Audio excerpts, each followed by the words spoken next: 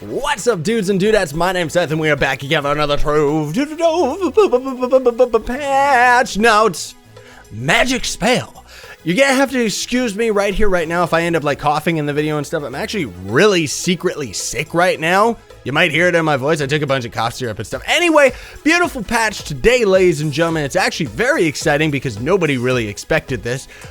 Trove kind of goes a little bit of pay to win on this one, but the more exciting thing is the PvP arena. Now, of course, like always, we're not going to have any special prizes today because it's a patch video, and this is more about spreading the information so that all of you can kind of understand what's going on, even though there's a couple things even I don't get just yet.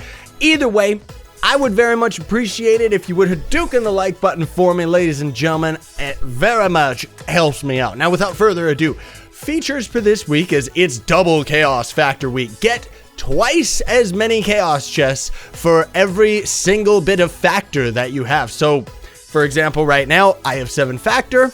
I get 14 chests, or at least I did today. I don't know. Either way, very exciting. Wait, double chaos factor and... wait a minute. New chaos and the chaos chest loot for this week is actually ×2 of the polar caterpillar. So you're actually going to get twice as many drops? Maybe it's only the one, I'm not sure.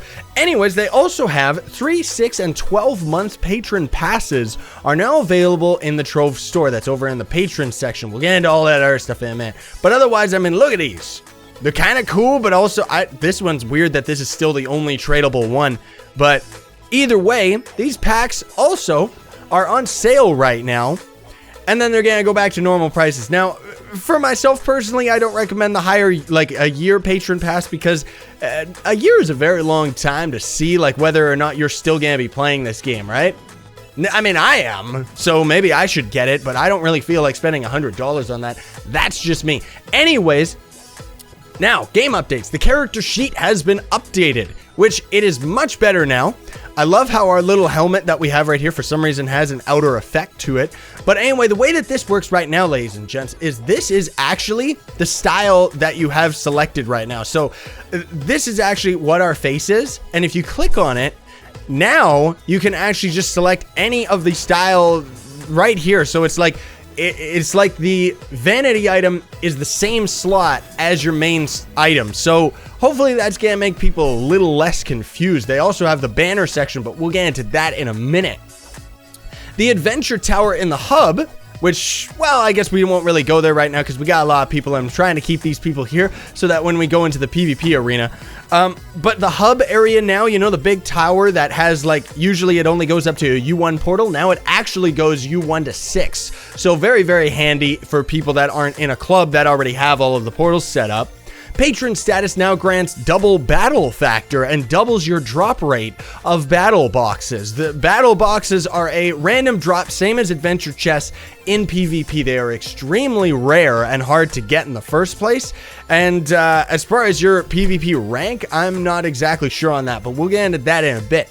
Chestnut seeds have returned. Botanist level gardeners can craft them at the gardening bench. This is a winter only plant that can grow. So you use it to craft like various winter styles and stuff like that.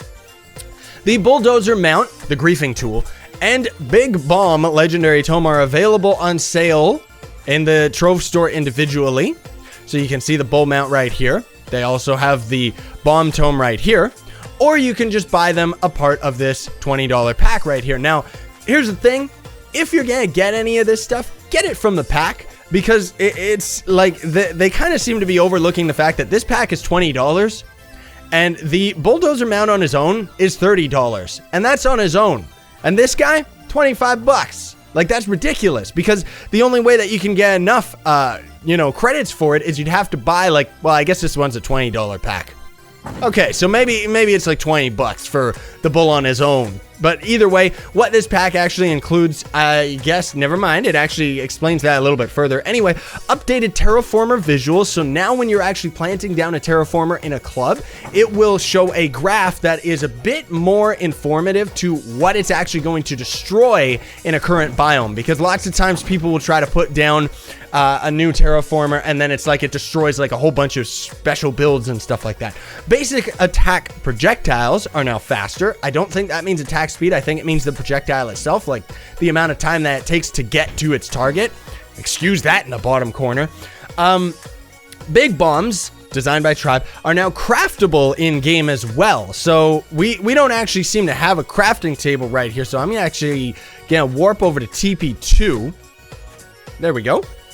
And because we're gonna need a crafting table to show off a bunch of this other stuff. But yeah, so otherwise, where is it? I think it's here. Is it on this table? Yeah, there it is. So the big bombs, which actually, that's not even that bad to craft because Shapestone's not a problem. Primordial Flame 10, that's a little bit tough, but we'll see how that plays out. The way that the bombs work is they're a little bit bigger than the Boomeranger's bomb, so they're not really like required or worth it at all, but they're still okay. Movement speed in PvP is now 25% faster. Thank goodness, because otherwise you were way too slow. And now we are actually on to the packs. This is where Trove turns pay to win. It's pretty brutal, man. Like seriously. So bear with me. Anyway, I was gonna warp back out, but we'll do that later. So the collector's pack, which is right here, gives you the bulldozer mount and the tome for the big bombs. That means like as you kill enemies and stuff, you're gonna get a bunch of tomes and stuff. And then it actually gives you 50 Omni decoration recipes, which unlocks recipes that you don't have. So that's 50 recipes right there. 500 Infinium, which I don't know, 1,000 Firmacite, 5,000 Shapestone, and 9,999 of every block. All of that other stuff is pretty useless, honestly. So you would only be buying this pack for the bulldozer and the tome, which I don't really want either of them, so I don't know, I may not even bother. The next pack is the collector's pack. This one is very, very brutal. Very brutal for me and like people that have been around Trove for a very long time. It's kind of good for noobs, but it's also a bit of a beginner's trap. This one actually gives you 12 Omni mount unlockers, which give you a Corgi, a cat, or an adventure mount that you don't have. So absolutely useless for this guy because I already have all of them unlocked. But for new players, that's a lot of free mastery right there. So very pay to win with that. 100 style unlockers, which gives you like weapons and stuff like that. They also give you a very weird hat that I don't expect to see anybody rocking, and 2 golden chaos chests. So that means that the chaos chests themselves probably got a lot cheaper in the store. The other thing too, and by store I mean the market, is the battle pack. This one's very like, ugh. So this contains alternate variant of the werewolf, battle tiger, and terror turtle mounts. That means that these are actually mounts that you can't get in game right now because you can get like a blue version of this same turtle in game with battle coins or something like that. I mean, we'll get into that in a bit, but either way, so this pack is okay. I might end up getting it. We'll see. But then you also get 20 battle boxes, which is 20 banners. Banners go into this slot. They only work in PvP and give you like small stat boosts in PvP. The other thing too is you get 2 permanent battle factor, which I'm not exactly sure how that works. I think the battle factor is more like a daily chaos coin or chaos chest, but with battle factor. So it's like right now I don't even know what my battle factor is. I guess it's at 1. Maybe it's on the welcome screen or something. I'm not exactly sure. Let's go hang on the PvP arena again until we need to go back to the crafting tables. But I'm not exactly sure how that works because even though I'm level 5 right here and it says that I was supposed to get battle factor and a bunch of chests, I didn't actually get them. So I'm guessing that maybe once the daily quests and stuff like that re-roll, I'll get them alongside my chaos chest. We will see. I'm not exactly sure. But either way, the PvP pack, that's not as bad. That one's still pretty decent. The collector's pack is pretty useless. It's mostly a beginner's trap because, I mean, if you're a new player, then sure, whatever. And then the worst pay-to-win pack this game has ever seen, the Radiant pack. This is $30 and it gives you 1. Keep that in mind, ladies and gents. 1 Radiant weapon, face, or hat. It gives you enough souls, enough eyes, enough flux, and everything so that you can actually craft an item from Shadow level 1 all the way to Radiant for, well, I was gonna say free, but it's $30. And that's just one weapon. I also need to point out too, because lots of people get tricked by this, you can only buy 1 per character account. So potentially people could create alternate accounts just so they can buy 3 packs worth of the Radiant pack and get themselves a full set of Radiant, but not really worth it because $30, honestly, is extremely overpriced considering how Radiant is. I know it's very difficult. I know lots of people like watching the videos and stuff actually don't have Radiant, but honestly, it's a lot easier to get Radiant than it is to spend $30 just to get it. I mean, that's just me. Don't take it the wrong way. If you want to buy the Radiant pack, you go right ahead. Myself personally, I'm going to pretty much avoid most of these packs. The PvP one I kind of like and might actually go for though, but we'll see about that. Anyway, those are the new packs. I'm probably just going to avoid the bowl too because who cares? Then there is also Battle Arena rewards. So the Trove Battle Arena now grants rewards as you grind it out and just keep playing it. Compete in the arena to increase your battle level. Increasing your battle level unlocks rewards including auras, mounts, and battle factor. Battle factor, I guess, is chaos factor, but for battle stuff. But anyway, there's the Sorrow of Defeat, which I guess is an aura, Glory of Victory. And then at level 50, there's actually the Warplane. So lots of people are grinding towards that. But it takes quite a bit of matches to grind it up. And you know that as PvP gets more popular, the devs are probably going to boost the Battle Arena stuff up to like 300 or something. Like they're going to boost Mastery to 300 very, very soon. Anyways, Battle Factor determines the maximum number of boxes you can earn each week. See, that's what I mean. Not exactly sure what that means. I don't know. Battle boxes drop randomly while playing, but you won't get credit towards the next one if you leave a game before they end. So I'm guessing that you can maybe it's that you can get maybe you can get battle chests from PvP, but you can only get a certain amount of them a week. So if you end up getting the maximum amount of chests that you would get, does that mean that there's even a point to grinding in PvP other than upping your rank? Not exactly sure. Yet another patch section that's a bit confusing, and unfortunately I didn't have enough time to actually like research this all myself. But anyway, I know I'm rambling a little bit on here. Patch notes is going a little bit over time, but it's a pretty big patch, honestly.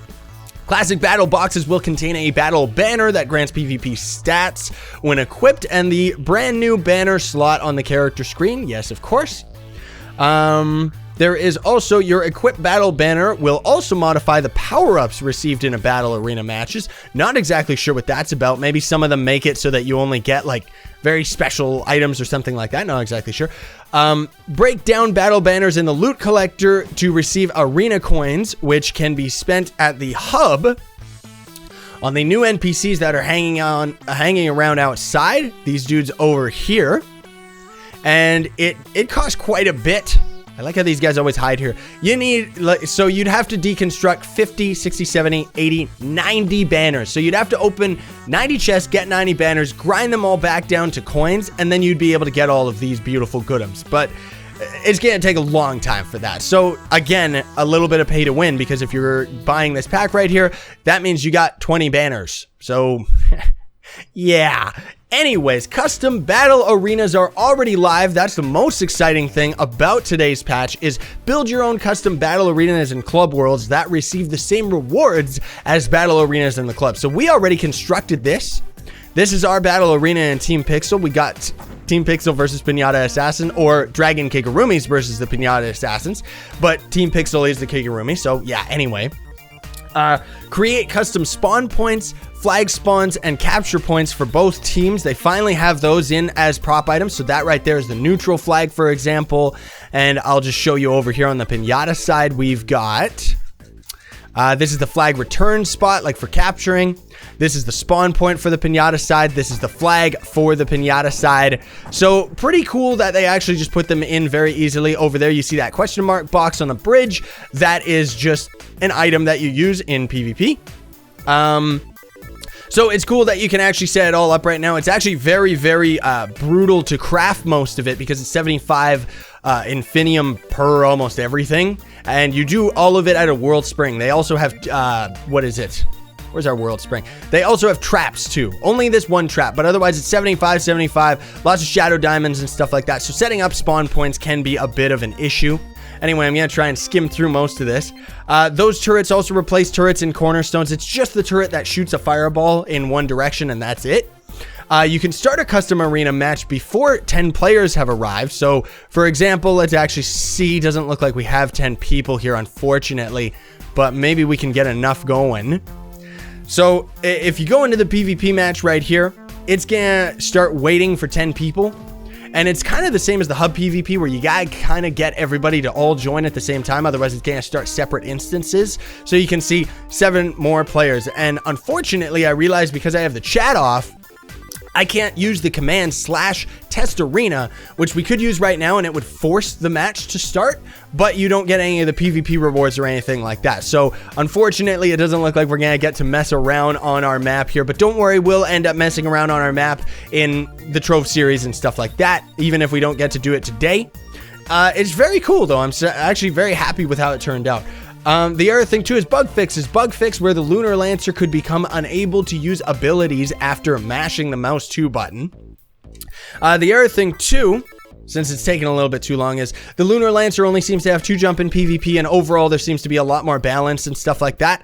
The other thing too is if you're constructing an arena, I finally learned that the survey tool is pretty much a saving tool. So if I would add a table right here, it wouldn't show up in the arena until I use the surveying tool to kind of tell it to put it there. Now, the other thing too is I thought that the battle arena, I thought we were going to be able to put this over in the hub. People would take it and it would warp us to the arena. Unfortunately, that's not how it works because it's kind of like an instance. So you have to put the PvP portal in the biome that is the PvP match. So everyone always has to travel way down here in order to enter the portal and actually start the match. So it's a bit tedious until they end up adding club portals where you can warp from one point to another on the same map. The other bug fix is allowed the Lunar Lancer to carry a flag while grappling, and fixed a bug where the boomeranger didn't always get cooldown reduction after catching the boomerang. Also, Shadow Hunter is a lot more OP in PvP and stuff, and ultimately I'm actually very happy with how it turned out. Like this one fixed a whole lot of issues that the patch didn't necessarily mention, but made PvP a lot more fun. But anyway, that's already enough. This patch video already went on long enough.